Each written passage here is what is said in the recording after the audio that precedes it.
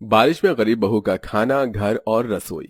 गरीब राकेश रोड किनारे आइसक्रीम का ठेला लगाकर खड़ा होकर आवाज लगा रहा था। आइसक्रीम खाइए, आइसक्रीम, मैंगो आइसक्रीम, ऑरेंज वाली आइसक्रीम, कुल्फी, कोन सब मिलेगा। आइए आइसक्रीम लीजिए। राकेश की आवाज लगाने पर भी लोग उसके ठेले के आगे से गुजर जाते हैं। वहीं बाकी के खाने पीने के ठेले, भट्टा, चाट, समोसा, ब्रेड पकौड़ा की दुकान पर लोगों ने खूब भीड़ लगा रखी थी, जिसे देखकर राकेश दुखी हो जाता है। सबके खाने पीने के ठेले पर दबाकर भीड़ लगी है, पर मैं इतनी देर का खड़ा हूँ, अभी तक एक आइसक्रीम की बौनी बिक्री भी नहीं हुई।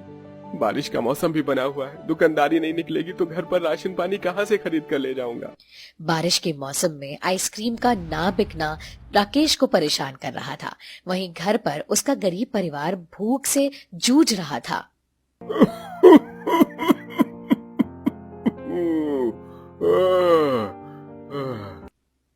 बिस्तर पर बीमार पड़े सुरेंद्र की दशा बिगड़ते देखकर शोभा को चिंता सताने लगी। राकेश के बाबूजी, तुम ठीक तो हो?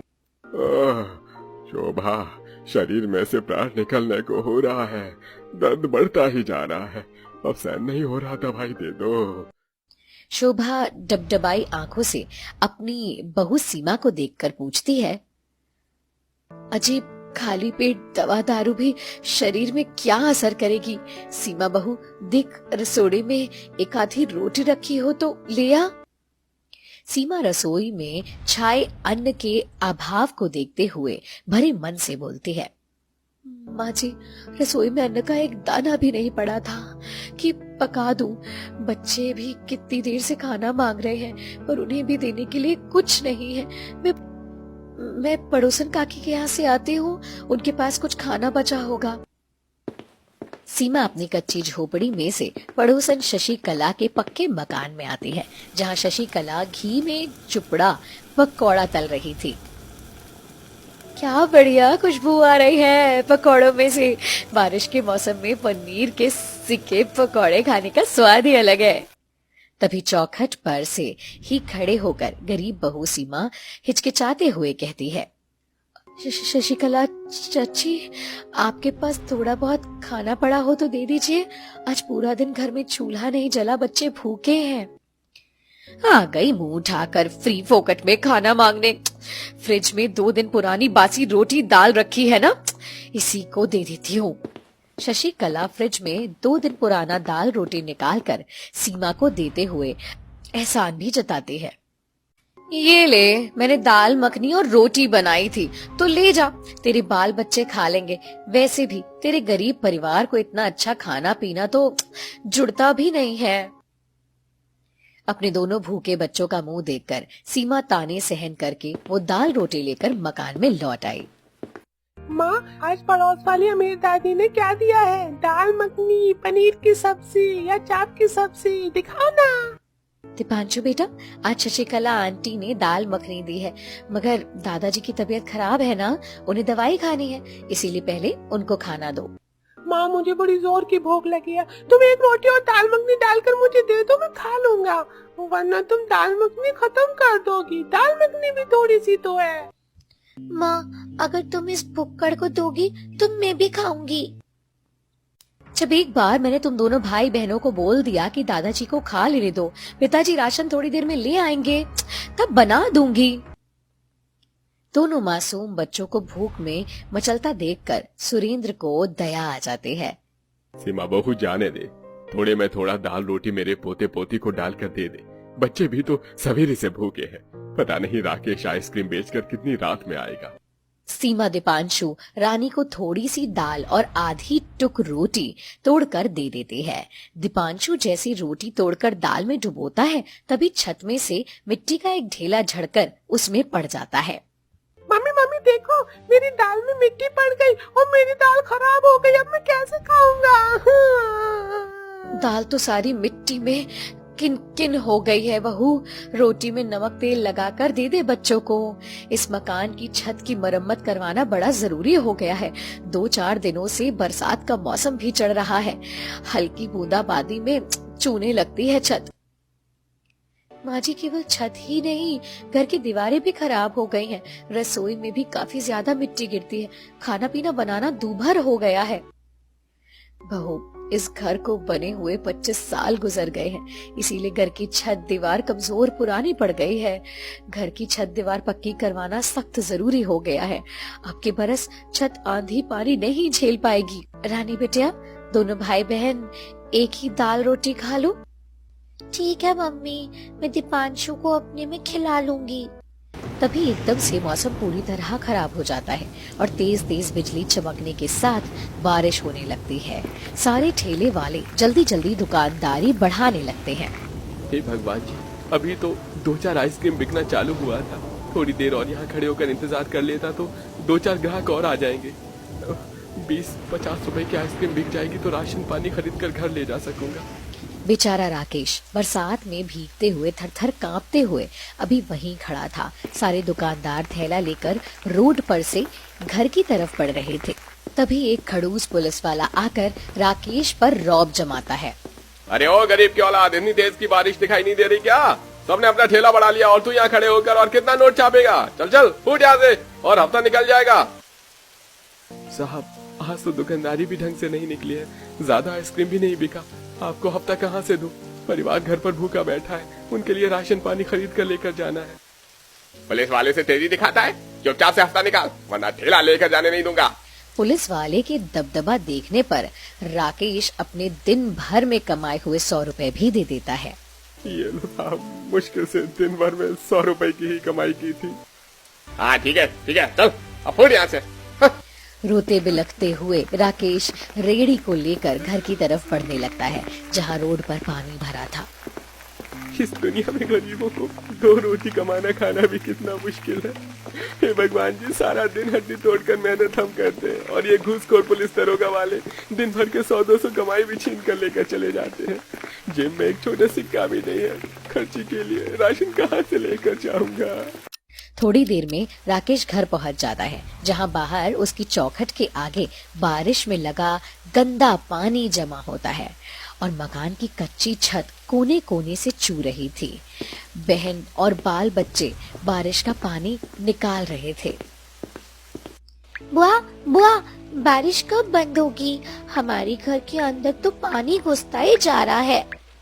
बुआ बुआ, ये बर्तन पकड़ो, मेरे हाथ दुखने लगे, अब मुझे नहीं होगा। कोई बात नहीं दीपांशु, जाकर दादाजी के साथ खाट पर बैठ जाओ, मैं कर लूंगी। पापा आ गए, पापा आ गए, पापा आ गए। दादी वो देखो, पापा आ गए। अजी आप आ गए? लाइए मुझको पैसे दे दीजिए, लाल के यहाँ से राशन पानी ले आती हूँ। बरसात का मौसम है, दुकान जल्दी बंद कर देगा। कहाँ से पैसे दूं सीमा? बारिश के चलते एक तो शाम को थोड़ी बहुत आइसक्रीम बिकी थी, वो भी पैसे पुलिस वाले ने ले लिए।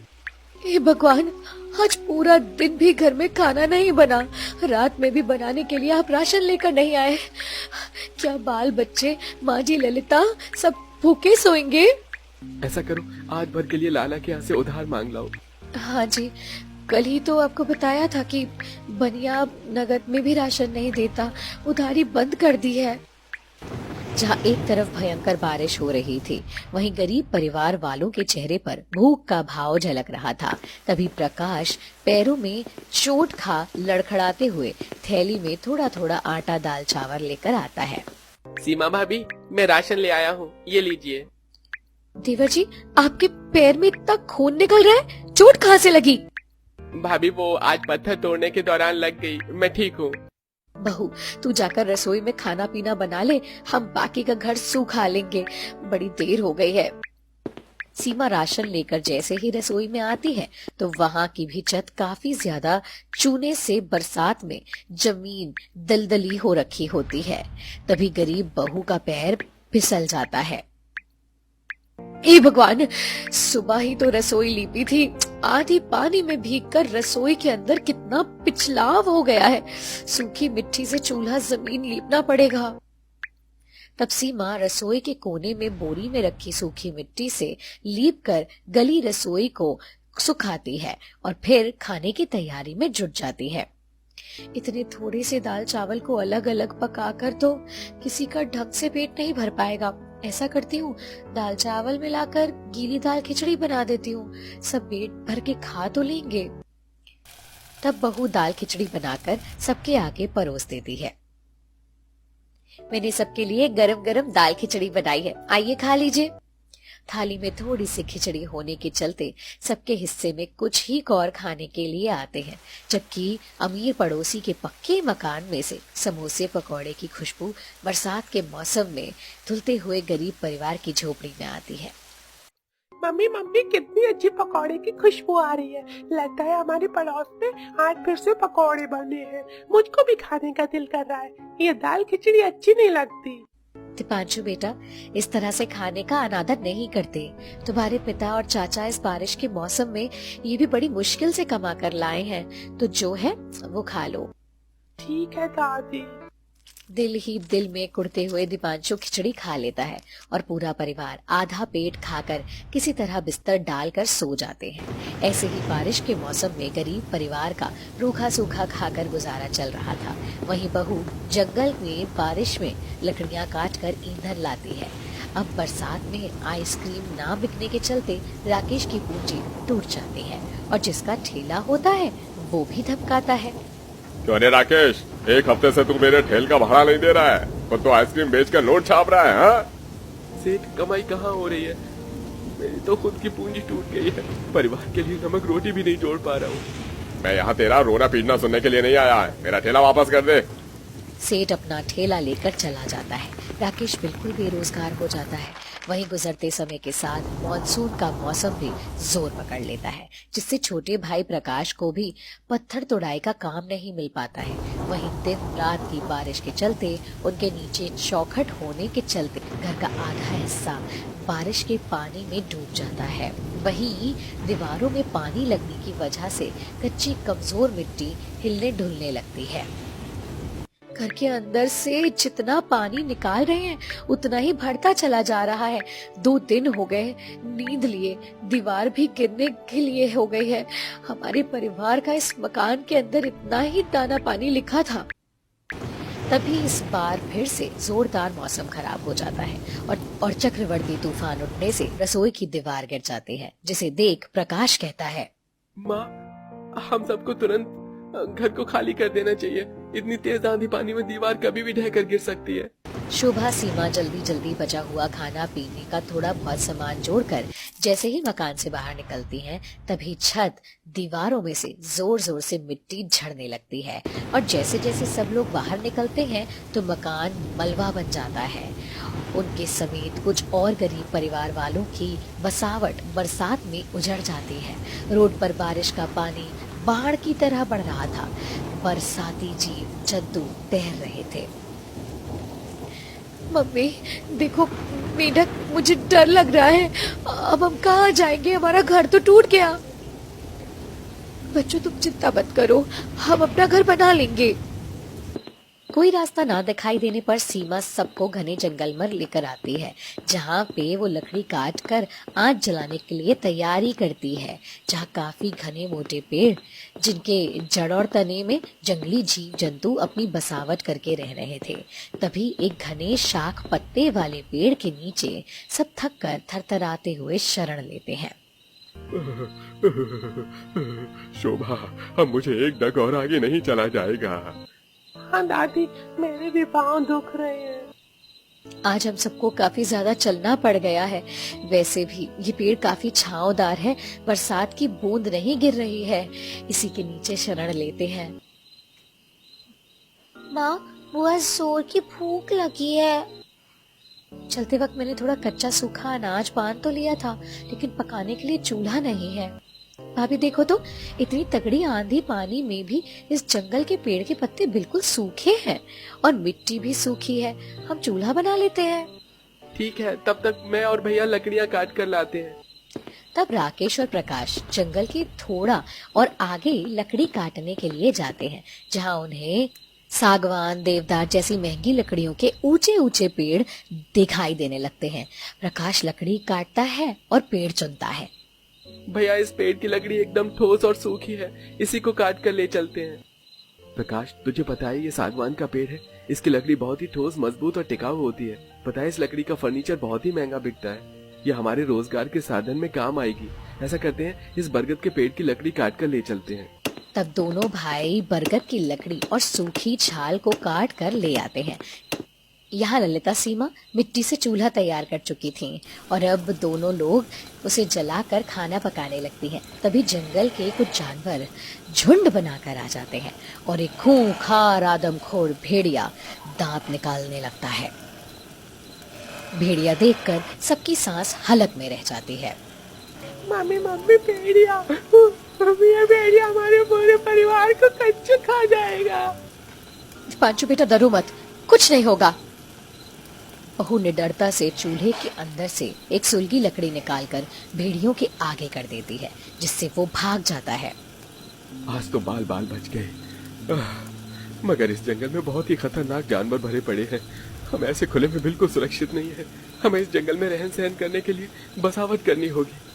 तभी प्रकाश की नजर थोड़ी दूर पर केले, खजूर, नारियल के पेड़ पर पड़ जाती है, जिसके पेट बहुत ही चौड़े और बड़े थे, जिससे वो तोड़कर लाता है। और अब दोनों भाई पत्तों का तंबू लगाते हैं, जिसमें पूरा परिवार रात काटता है।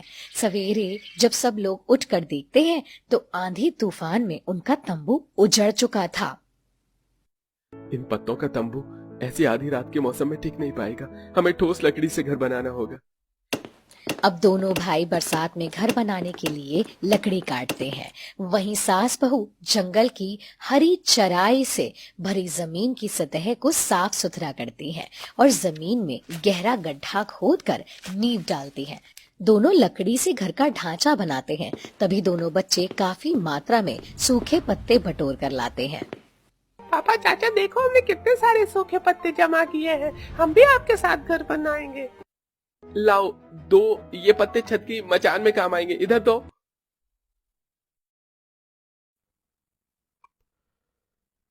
तभी सीमा का ध्यान जमीन पर उगी घास पर जाता है, जिससे जुगाड़ आता है। माँ जी, आपको पता है ये घास काफी मात्रा में बरसात का पानी सोख लेता है। हम इसे बिछौना डालकर मचान डालने में उपयोग कर सकते हैं। इससे बारिश में हमारे घर में ठंडक भी रहेगी और घमस भी नहीं भरेगी। बहू, ये तूने बढ़िया विचार लगाया है और मुझे तो घास से चटाई बिस्तर बीनना भी आता है। तब शोभा घास से चटाई बिस्तर बीनती है। वहीं बहू ननद छत की छावनी बनाते हैं और राकेश प्रकाश घर के साथ साथ जरूरत के लिए रसोई भी बनाते हैं। लगभग 2 दिन में घर रसोई बनकर तैयार हो जाता है। सब घर के अंदर आते हैं। अरे वाह, हमारा पेड़ पत्तों का घर तो बिल्कुल बर्फ के जितना चिल्ड और ठंडा ठंडा है। आज तो हम अपने घर में नीनू नीनू करेंगे। मेरे प्यारे पोते के लिए मैंने मुलायम सा बिछौना भी बनाया है। आज हम सब लोग चैन से सोएंगे। दादी, हमारा ये वाला घर बारिश से गीला तो नहीं होगा ना? ऐसा बोलते हुए दीपांशु दुखी हो जाता है। तभी राकेश कहता है, बेटा, इस बार हमारा घर नहीं उजड़ेगा, चाहे कितने भी जोर से आंधी पानी बरसे। बस कल किसी तरह कल दिहाड़ी का अच्छा काम मिल जाए, ताकि खाने का खर्चा निकल पाए।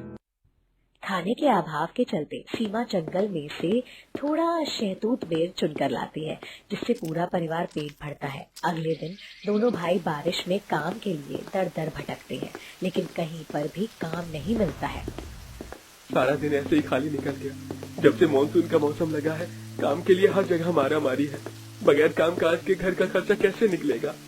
तभी रोड पर से जाते हुए राकेश को एक बड़ी फर्नीचर की दुकान दिखाई देती है, जहाँ से स्टैंडर्ड अमीर लोग फर्नीचर सेट खरीदते थे। इस फर्नीचर की दुकान में काम करने वाले का रोजगार पक्का है। दिक्कत तो हम दिहाड़ी मजदूरों को होती है। साल भर के 7-8 महीने में तो रोजगार रहता है, मगर बरसात लगते 4 महीने घर में खाली बैठना पड़ता है। घर परिवार वालों का पेट भी नहीं भरवा पाते। अगर थोड़े पैसे पास में होते तो अपनी दुकानदारी खोलकर बैठ जाते। बारिश में भी फर्नीचर की दुकान को चलता देखकर प्रकाश को कमाई का रास्ता दिखाई देता है।